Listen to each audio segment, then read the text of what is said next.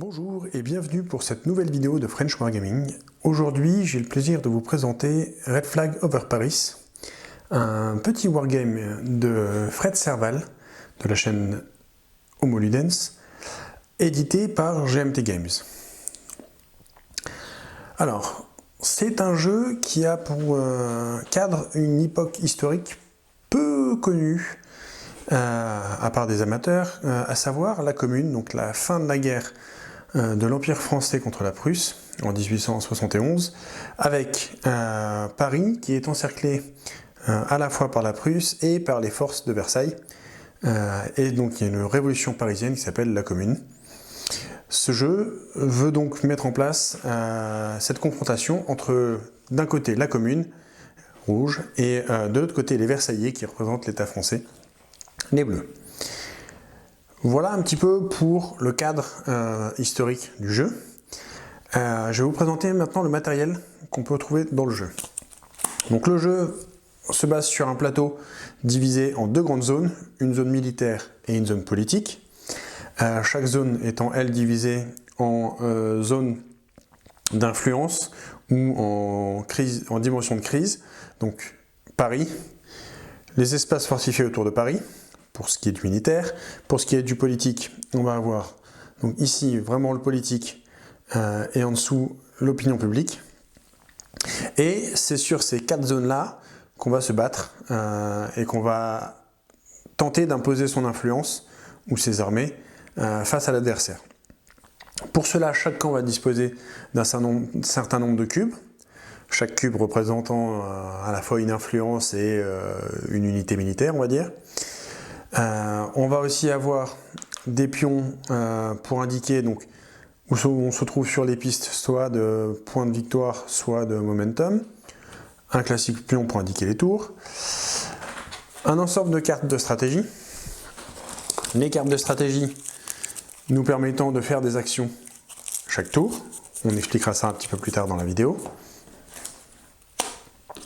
Des cartes objectifs qui vont nous donner des objectifs à remplir à chaque tour. Deux petites feuilles de récapitulative de comment on joue, avec derrière comment jouer en solo contre Versailles ou contre la Commune. Et enfin deux livrets, un petit livret de règles de 12 pages, donc assez léger, et un playbook pour expliquer plusieurs cas des parties, comment jouer à 2, 3, 2 ou seul, pardon. Voilà.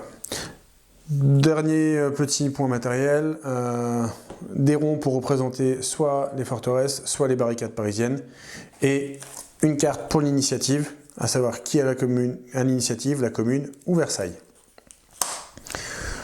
Voilà pour le matériel. Je vais désormais vous parler des principes du jeu en lui-même et vous décrire le fonctionnement d'un tour.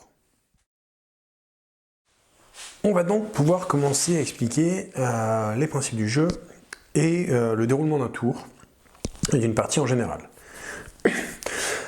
Au niveau des principes, le but va être de placer des cubes. Les cubes, comme je le disais, représentent, on va dire, de l'influence, tant sur le terrain militaire que sur le terrain politique. Pour ce faire, il va falloir qu'on joue nos cartes de stratégie. Donc chaque tour, on va piocher 4 cartes de stratégie. 1, 2, 3, 4 pour la Commune, 1, 2, 3, 4. Pour Versailles, et prendre 2 cartes objectifs. Un tour commence comme ça, distribution des cartes. On va avoir 4 cartes en main et on va en jouer que 3. La quatrième carte qu'on ne va pas jouer va alimenter ici une réserve qui va être utilisée pour la crise finale, le tour 4, en temps normal le tour 4. Pour utiliser ces cartes, on va avoir trois moyens. On va pouvoir utiliser un événement. L'événement, on ne peut l'utiliser que si c'est une carte de sa couleur, donc rouge pour la Commune et bleu pour Versailles, ou une carte neutre, une carte grise. Les cartes bleues, on ne peut évidemment pas utiliser l'événement. On peut utiliser une carte pour sa valeur de points opérationnels, qui va de 1 à 4. Toutes les cartes vont de 1 à 3, sauf les cartes bonus du tour final qui vont jusqu'à 4. Enfin, on va pouvoir sacrifier une carte pour augmenter ou descendre son momentum. L'intérêt ici va être d'utiliser des cartes qui ne sont pas de notre camp, parce qu'une carte qui est sacrifiée quitte la partie n'est plus réutilisable. En effet, on va pouvoir utiliser une carte de la défausse. Imaginons, je vais prendre une carte lambda, voilà, que le rouge, la commune, joue cette carte-là. Si cette carte intéresse le Versaillais, il va pouvoir jouer l'événement de la carte en sacrifiant une carte d'un coup égal ou supérieur à celle-ci. Donc là, on a sacrifié une carte avec 2 points opérationnels. Si le bleu veut la jouer, il pourra sacrifier une carte, défausser une carte, par exemple la carte rouge, d'un coup supérieur ou égal, et là c'est le cas. Donc je répète, 3 méthodes d'utilisation d'une carte. L'événement, on sacrifie la carte, on la met hors jeu pour monter son momentum, ou le coup des points opérationnels. Les points opérationnels vont nous permettre, dans l'ordre, soit d'enlever des pions adverses, soit d'en rajouter. Il va y avoir quelques règles à appliquer pour pouvoir le faire, comment en rajouter, où, etc.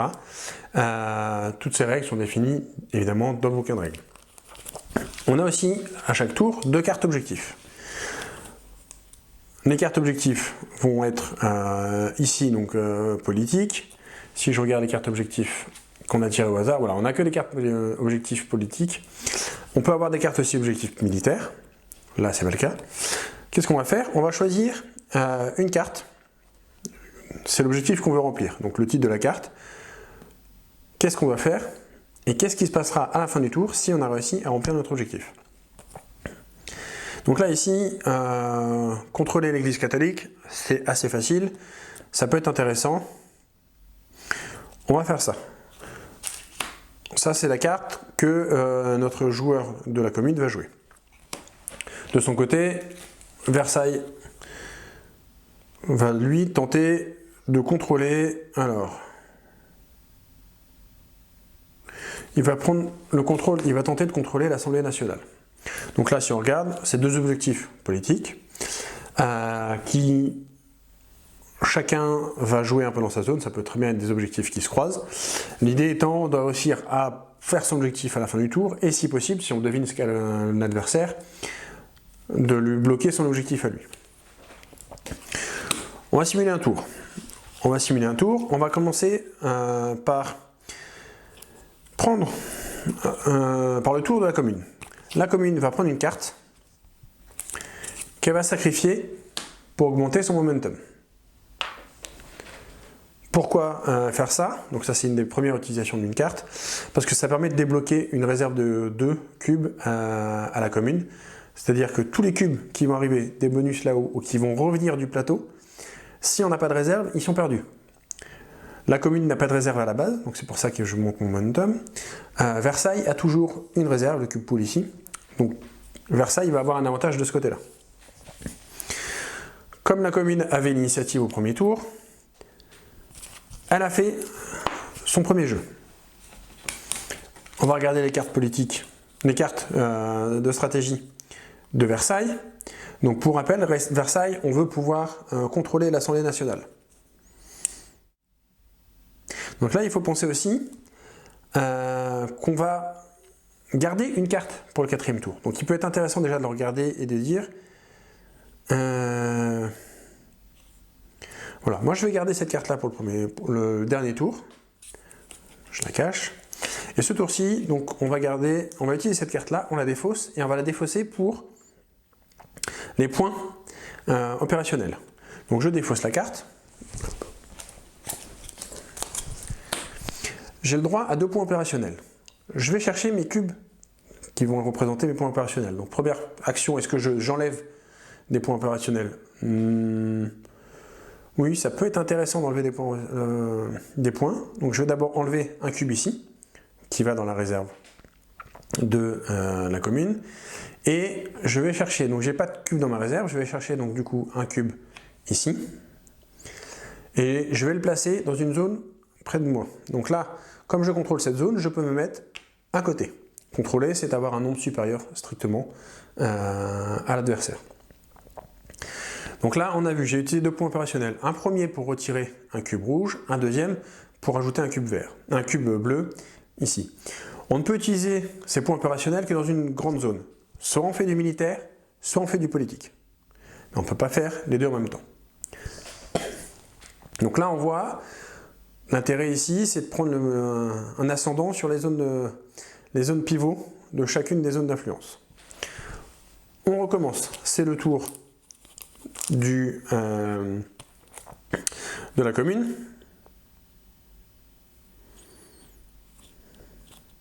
Donc la commune, elle va garder une carte de côté.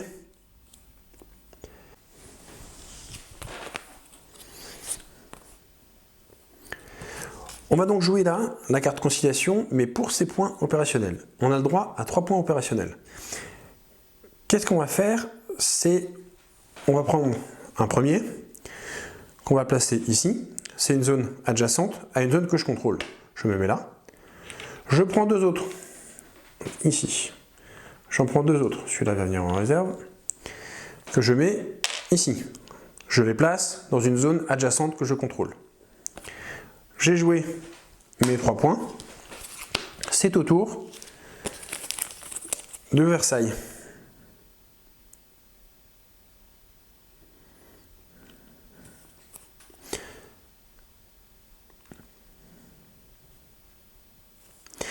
Versailles va jouer cette carte pour l'événement. Donc, puisque c'est possible, j'augmente ma coopération avec les Prussiens. Ça me fait un cube qui passe dans la réserve. Et je peux placer jusqu'à 2 cubes dans la zone des royalistes. Les royalistes sont ici. Je prends 2 cubes, non, un premier, un deuxième. Ça viendra dans la réserve. J'ai fait mon event. Il a terminé. Enfin, on va de nouveau, pour le communard, utiliser les points d'opération. Donc j'ai le droit à 2 points. Ce que je vais faire, c'est que premier point, j'enlève le cube de Versailles. C'est une zone que je contrôle. Et deuxième point, je vais déployer ici, pour essayer de contrôler l'intégralité de la zone. On finit avec le dernier tour de de Versailles.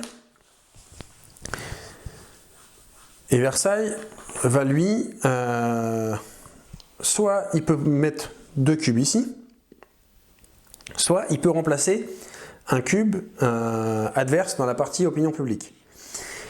Et il est évident que là, ce qu'on va faire, c'est qu'on va, alors on va débloquer, pardon, j'ai oublié de les sortir, on va débloquer nos 2 cubes et les mettre dans la presse. Pourquoi? Parce que du coup, personne ne contrôle la presse, on est à ex aequo. Hop, on défausse. Dans l'exemple du premier tour, je vous ai montré comment ajouter ou retirer des cubes dans la partie politique. Je vais revenir un petit peu sur la partie militaire, qui est un peu plus complexe sur l'ajout et le retrait des cubes, et on va prendre des exemples. Déjà, petite spécificité, on peut voir que on a 2 petites zones dans la partie militaire qui appartiennent à Versailles. Le QG de Versailles, qui est considéré comme toujours contrôlé par Versailles, et les territoires prussiens occupés, en haut à droite, qui sont débloqués une fois qu'on atteint le niveau 3 de la collaboration avec les Prussiens. L'idée de ces 2 zones sont qu'elles vont permettre de se déployer dans les zones adjacentes quand on va devoir passer les cubes. Comme je le disais, on va d'abord supprimer des cubes et ensuite les ajouter. On n'est pas obligé de supprimer des cubes, mais je vais vous expliquer comment ça fonctionne. Imaginons qu'on ait... hop,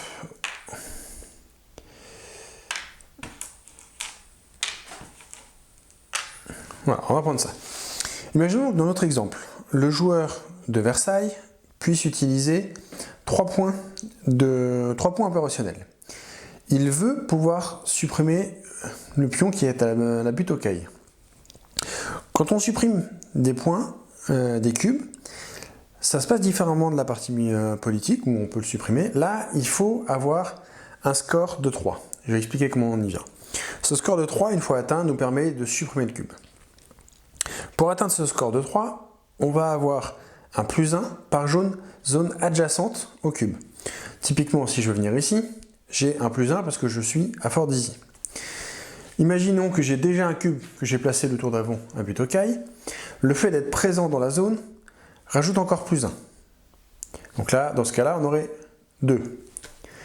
Imaginons encore un peu plus loin, si je suis présent, mais surtout, si je contrôle la zone, j'ai encore plus 1.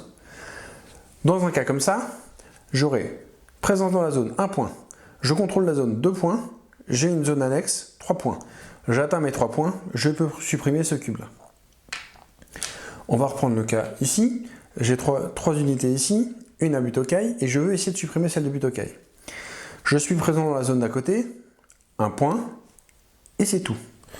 Comment faire pour supprimer en plus? On peut dépenser 1 point en plus opérationnel, donc au lieu de que ça me coûte 1 point, ça me coûtera 2 points opérationnels, pour rajouter un plus 1. Mais c'est plus 1 maximum, on ne peut pas dépenser 50 points opérationnels pour le faire. Donc là, dans le cas où je veux pouvoir supprimer la Butokai, il faut forcément que je sois présent pour avoir un plus 1, un deuxième plus 1, ça me coûte 2, j'ai mon troisième point opérationnel, je le sacrifie pour atteindre les 3 points et supprimer le pion. C'est l'idée. À chaque fois qu'on veut supprimer un pion dans une zone militaire, on doit avoir 3 points en étant avec des zones à côté, en étant présent dans la zone, en contrôlant la zone. C'est ça qui va nous filer des bonus. Et si besoin, en sacrifiant un point opérationnel en plus sur le coût qu'on investit pour pouvoir le faire. Je reprends l'exemple, Père-Lachaise. Considérons que je suis au niveau 3 de collaboration, donc j'ai aussi accès au contrôle prussien. Je veux supprimer un pion dans Père-Lachaise. On repart sur l'exemple de 3 points opérationnels. J'ai 2 zones adjacentes. Du coup, j'ai mon plus 2. Je sacrifie un point opérationnel. J'atteins 3 points. Je peux supprimer un cube. Il me reste un dernier point opérationnel. Donc là, on peut voir que je ne pourrais pas le placer en plus parce que c'est 2 points à chaque fois. Du coup, je vais utiliser mon troisième point opérationnel pour cette fois-ci placer un cube dans la zone adjacente. C'est l'idée. On supprime. Pour supprimer, on va chercher à atteindre un score de 3.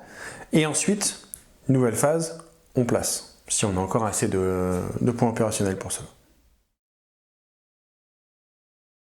En montant la vidéo, je me suis rendu compte que j'avais mal expliqué comment se passait la gestion des espaces pivots dans les dimensions de crise.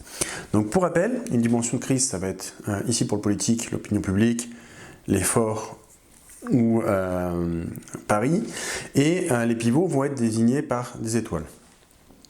Quand on a fini notre tour, on va commencer par gérer ce qu'on appelle le pivot. Donc c'est-à-dire que si quelqu'un contrôle un espace, un pivot dans un espace de crise, il va pouvoir faire 3 actions. Soit faire de la désescalade, enlever deux de ses pions ou un de chacun, soit déplacer 2 de ses unités dans l'espace. Donc typiquement là, si on faisait ça, on pouvait déplacer 2 pions d'influence ici pour reprendre le contrôle total de la zone. Soit faire ce qu'on appelle retourner sa veste, et donc un des rouges devient un des bleus. Dans les 2 cas, dans cette gestion finale, ici le bleu pourrait reprendre le contrôle de toute la zone. En quoi c'est important? C'est important parce que le bleu, du coup, contrôle entièrement la zone et gagnera 1 point politique après ça. Je reprends l'exemple, on avait le bleu avec un rouge ici. Si on prend en bas pour le rouge, ici, on n'a pas trop d'intérêt à jouer l'espace de dimension et son pivot, parce qu'on est déjà en contrôle total de la zone. Tout ce qui va se passer sur l'espace de dimension avec le pivot reste dans l'espace de dimension. On ne va pas aller depuis l'opinion publique vers le politique. On reste vraiment dans la zone. Mais voilà, c'est là qu'on voit l'aspect crucial de contrôler le pivot. C'est qu'on peut du coup avoir la possibilité de regagner totalement le contrôle sur une zone et d'encaisser le point. Que ce soit un point politique ici ou un point militaire sur Paris. Qui va jouer en premier un pivot? Ça va être au joueur qui a l'initiative de décider. Ça peut être important parce que par exemple, si un des 2 joueurs, que ce soit Commune ou Versailles, a déjà son maximum de points politiques, on peut décider de le faire jouer pour qu'il ait son point politique, mais de toute manière il ne pourra pas aller au-dessus de 5 et donc il perd son bonus. C'est important à jouer du coup au niveau de l'ordre. Donc voilà, je récapitule. 3 possibilités quand on a le contrôle du pivot, la désescalade, pour enlever soit 2 de ses pions, soit un chacun, déplacer 2 de ses pions dans la zone comme on veut, ou retourner la veste d'un pion pour en prendre le contrôle.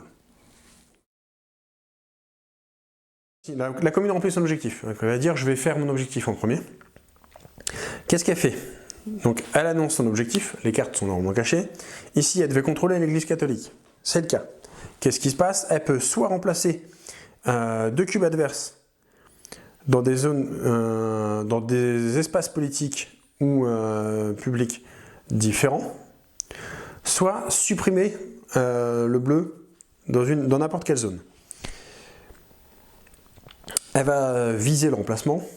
Donc ici, elle va remplacer, donc on va chercher, non, il y a un cube ici. Elle va remplacer ici pour reprendre le contrôle de la presse. Et elle va remplacer ici pour mettre la pression et prendre le contrôle de la zone centrale du politique. Tout de suite, ça ne va pas servir.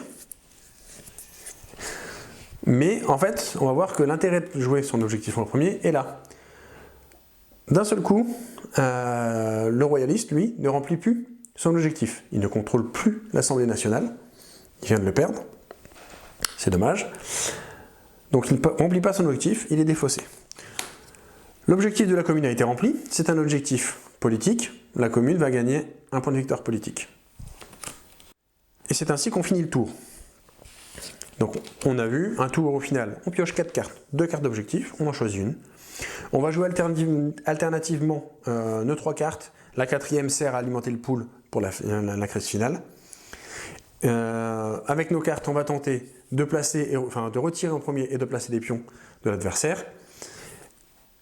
Une fois que les 3 tours sont finis, les 3 phases du tour sont terminées, on regarde les espaces de crise de dimension avec le jeu des pivots. On regarde le contrôle des zones. On regarde ensuite les cartes objectifs et ça nous fait des points. Politique ou militaire. Là, nouveau tour, on va regarder qui a l'initiative. L'initiative, c'est nombre de points politiques moins le momentum. Ici, on a 2 moins 1, donc ça fait 1. Là, on a moins 2 points de politique. Moins 1, ça fait moins 3. Donc la commune garde l'initiative. Et on va faire ainsi de suite nos 3. On va aller jusqu'à la crise finale si le jeu suit son cours normalement.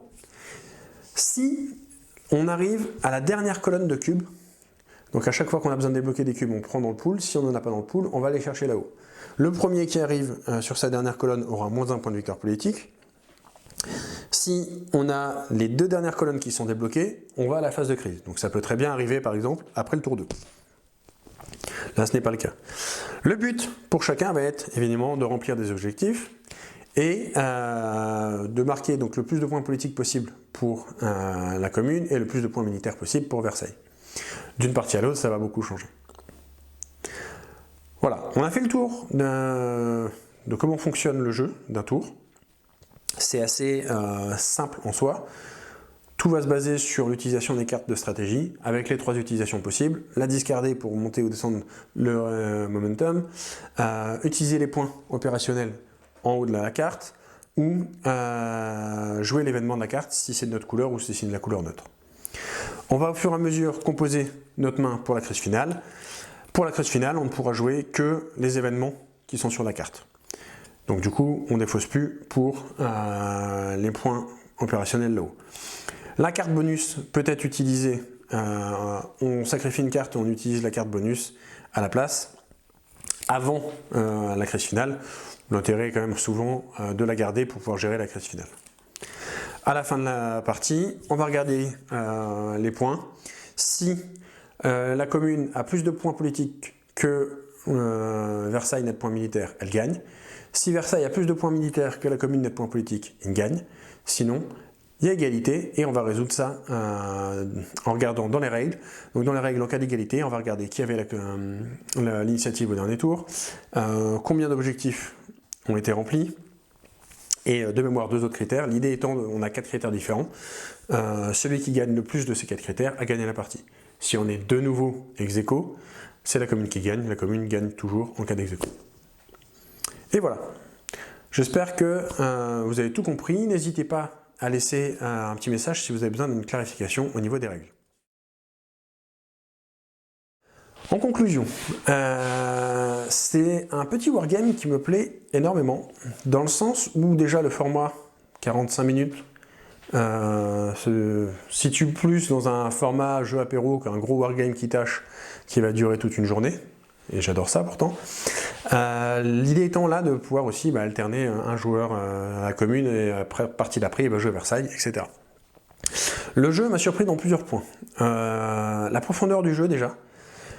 On n'a pas 500 cartes de stratégie ni 800 cartes d'objectifs, et pourtant chaque partie va être différente, donc on a une belle rejouabilité. Et surtout, le fait qu'on ait que peu de cartes et peu de tours, on va devoir aller vers des choix importants rapidement. On peut très bien avoir des super cartes et un objectif pourri, et du coup on décide de sacrifier notre objectif, ou essayer de le faire quand même et d'utiliser les bonnes cartes juste pour cet objectif-là, au risque de se faire bloquer l'objectif par l'adversaire. Et on a, voilà, ça n'a pas l'air, il n'y a que 12 pages de règles si on étire avec les photos, etc. Mais au final, le jeu a une profondeur beaucoup plus grande que ce à quoi je m'attendais. Et donc c'est vraiment un bon point. Et du fait de cette rejouabilité, ça donne envie, une fois qu'on a fini une partie et qu'on s'est pris une pile par exemple, de vouloir recommencer parce qu'au final la partie ne dure que 45 minutes, et de savoir qu'on va pouvoir faire des trucs différents parce que le jeu est assez profond et vraiment étonnant là-dessus. Donc voilà, c'était une belle surprise pour moi. Peut-être un peu plus de cartes objectifs pour varier un peu plus, ça aurait pu être sympa, même si évidemment, comme on mélange d'une partie sur l'autre et qu'on en distribue que 2 à chaque tour, ça va faire jouer différemment. Mais voilà, on arrive à quelque chose d'assez poussé, quelque chose qui me plaît bien. En conclusion, achetez-le. Il est vraiment étonnant et vraiment sympa. Plongez-vous dans les règles, utilisez les détails pour jouer contre les bots. Ça vous permet de vous faire la main sur les règles, c'est assez intéressant. Et ensuite, confrontez-vous à d'autres joueurs. Ça se joue à 2, donc pas trop de difficulté à trouver un autre joueur. Voilà. J'espère que cette vidéo de présentation vous a plu. N'hésitez pas à poser vos questions, un petit pouce bleu, à partager la vidéo. Je reviendrai d'ici quelques semaines avec une autre vidéo de présentation sur un autre jeu. Je vous remercie. Au revoir.